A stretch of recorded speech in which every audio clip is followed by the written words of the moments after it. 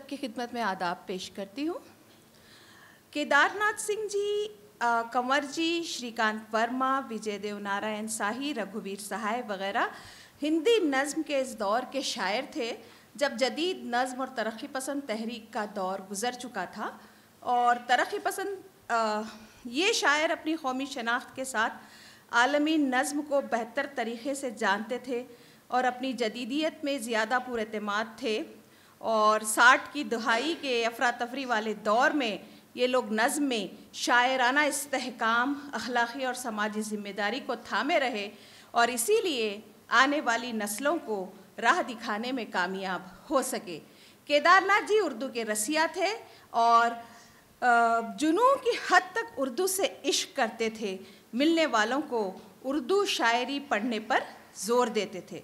वो अपनी तख्लीक़ात के ज़रिए ज़िंदगी, मौत, ज़मीनी हकीकतें, हालात, मज़हब और सियासत के वसी मैदान में मदाखलत करते हैं और ख़ास तौर पर वो इनक़लाब की बातें करते हैं जहाँ उन्हें उम्मीद और यकीन का रोशन सितारा साफ नज़र आता है। इसलिए हिंदी शायरी में केदार जी को उम्मीद का शायर भी कहा जाता है। आज मैं केदार जी की जो नज़्म आपको सुनाने जा रही हूँ उसमें ये सारी खुसूसियात आपको मिलेंगी। नज़्म का उन्वान है बहस, डिबेट, चर्चा। बहस मात्र शब्दों का टकराव नहीं है बल्कि एक ऐसा संवाद है जो इंसान को भीतर से बदल देता है।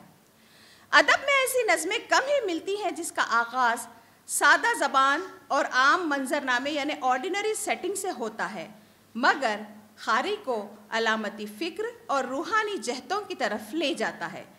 केदारनाथ सिंह की नज़्म बहस ऐसी ही एक नज़्म है जो बज़ाहिर एक शाम की कहानी मालूम होती है, मगर दरअसल इंसानी शऊर, बाहमी मुकालमे और फ़िक्री बेदारी का एक अलामती इजहार है। आइए चलते हैं नज़्म की तरफ जिसका आगाज़ एक सादा घरेलू मंज़र से होता है। मुलाहज़ा करें, इससे पहले कि आटा गूंधा जाए, इससे पहले कि आटा गूंधा जाए, इससे पहले कि तवा गर्म हो, इससे पहले कि लकड़हारे जंगल से लौटें, शाम हो जाती है। नज़्म के इब्तदाई सुतूर में शायर एक आम शाम का जिक्र करता है जो आटा गूंधने, तवा गर्म होने और लकड़हारे के लौटने से पहले ही छा जाती है। ये निहायत सादा और घरेलू कैफियत है, लेकिन इसके अंदर वक्त, ज़िंदगी और इंसानी मशगूलियत का अक्स मौजूद है। शायर ने यहाँ वक्त के गुज़रने और उसके असरात को गैर महसूस अंदाज में पेश किया है। यहाँ शाम महज वक्त का एक हिस्सा नहीं बल्कि एक सिंबल है। ज़िंदगी की थकन, गौर व फिक्र का वक्त या इंसानी कैफियत का वो लम्हा जब मुकालमे की शदीद ज़रूरत इख्तियार करता है। शायर निहायत नरमी से ख़ारी को रोज़मर्रा की दुनिया में ले आता है ताकि वो नज़्म के मरकज़ी ख़याल से फितरी अंदाज में जुड़ सके।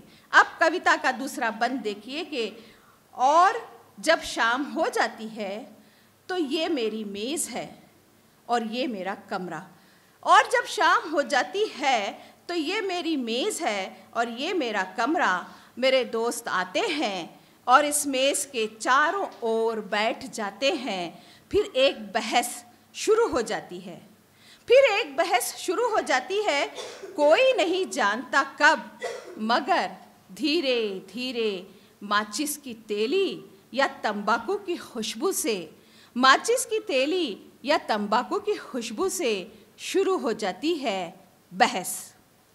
ये बहस सिर्फ इख्तिलाफ राय यानी कि डिसएग्रीमेंट का अमल नहीं बल्कि इंसानी रिश्तों और ख़यालात की एक रवानी है।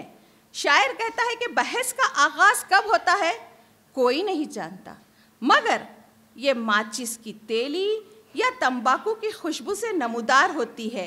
यानी इंसानी तजर्बे की मामूली चीज़ें भी फ़िक्री मुकालमे यानी कि इंटेलेक्चुअल डायलॉग को जन्म दे सकते हैं।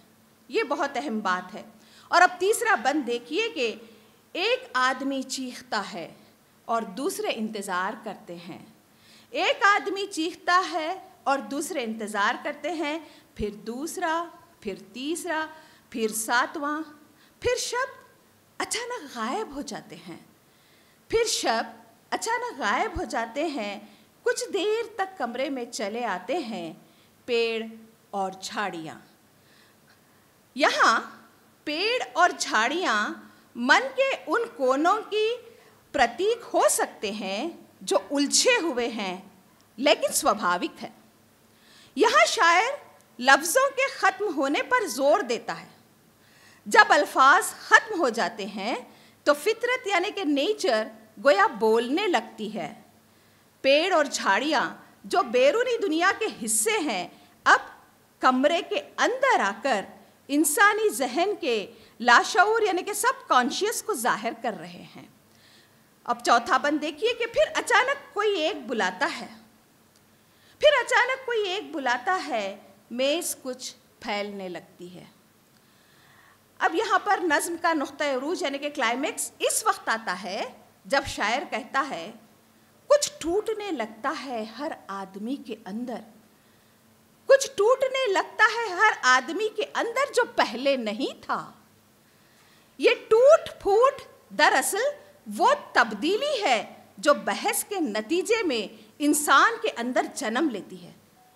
शायर निहायत बारीक बीनी से ये जाहिर करता है कि सच्चा मुकालमा इंसान को बदल देता है, उसके अंदर ऐसी हरकत पैदा करता है जो उसे सच्चाई के करीब ले जाती है।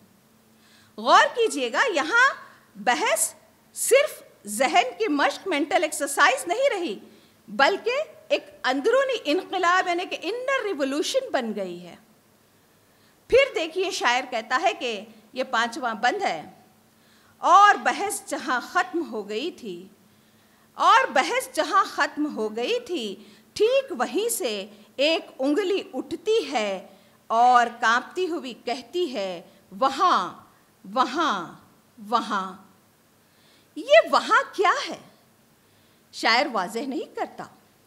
उंगली का उठना और वहाँ का दोहराना इस बसीरत या किसी मंजिल की तरफ इशारा है जब सब महसूस तो करते हैं मगर लफ्ज़ों में बयान नहीं कर सकते। फिर शायर कहता है, छठा बंद, और हालांकि कोई नहीं जानता, और हालांकि कोई नहीं जानता कहाँ कहाँ कहाँ, पर हर आदमी उठता है और उसी तरफ चल देता है, पर हर आदमी उठता है और उसी तरफ चल देता है। ये एक इज्तिमाई शऊर, एक गैर महसूस मगर पुरअसर वहदत का इजहार है। It's an expression of collective consciousness and unseen yet impactful unity.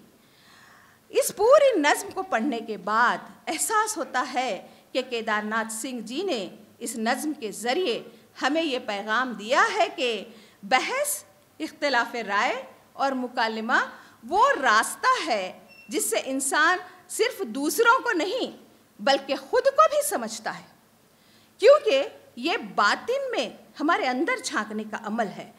जब मुकालमा गहराई से हो तो वो इंसान के अंदर एक तब्दीली पैदा करता है। खामोशी, फितरत और दाखिली कैफियतें बाज़ औक़ात लफ्ज़ों से बढ़कर सच्चाई बयान करते हैं। आखिरकार इंसान एक गैर महसूस इशारे पर किसी इज्तिमाई मंजिल की तरफ बढ़ने लगता है जिसे सब महसूस तो कर सकते हैं मगर बयान नहीं कर पाते। बहस जदीद नज़्म का एक जीता जागता नमूना है जो ज़बान की सादगी, अलामतों की गहराई और फ़िक्री पैगाम की शिद्दत से अदब के मैदान में अपनी इनफरादियत कायम रखता है। Thank you very much.